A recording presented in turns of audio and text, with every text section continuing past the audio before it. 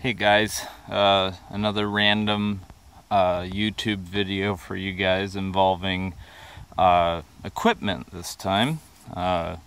Still sober and all that good stuff, and if you guys have found me via searching for Intoxilock troubleshooting, make sure you call them Intoxilock and try and troubleshoot through them first.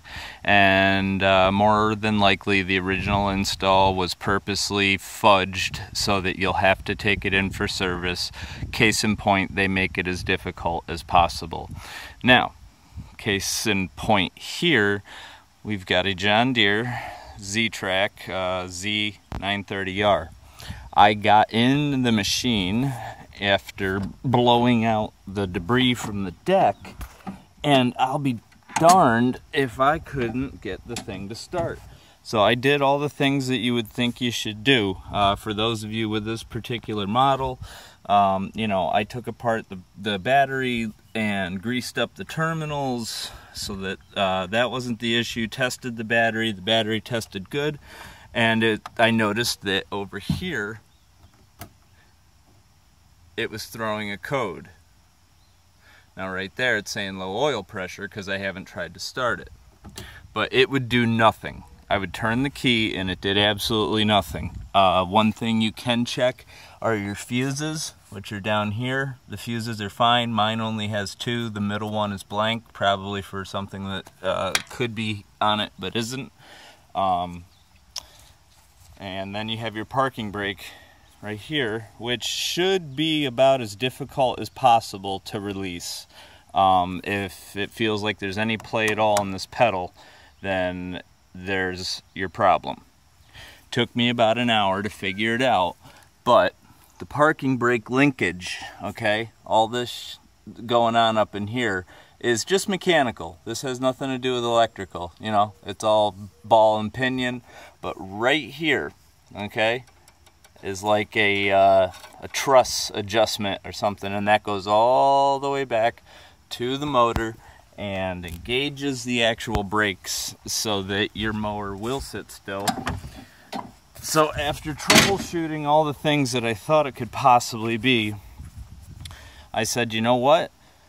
The code it was giving me, which by the way, look up your code by your wrench on your gauge right here.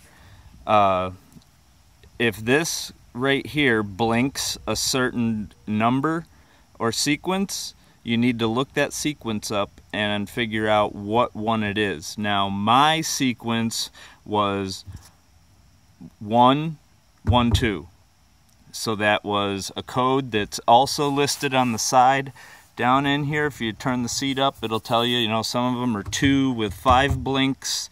Mine just happened to be, that was the parking brake code.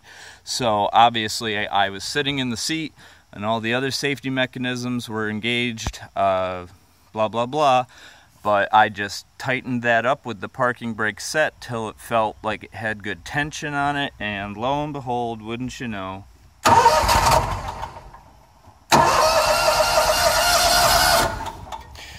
give it a little choke.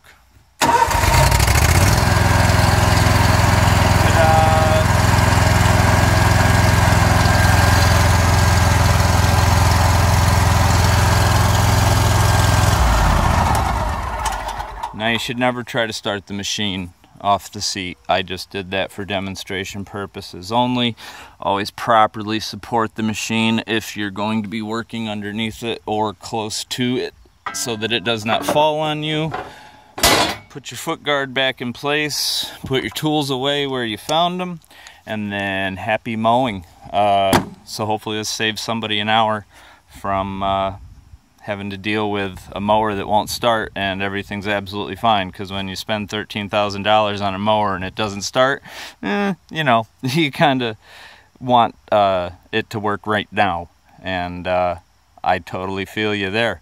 So that being said, hope this video was helpful, and if you think that I misinformed or you want to add anything to it, I'm certainly not a John Deere expert, but I know my way around mechanicals, and appears I've found the issue with this, so I'm gonna go mow.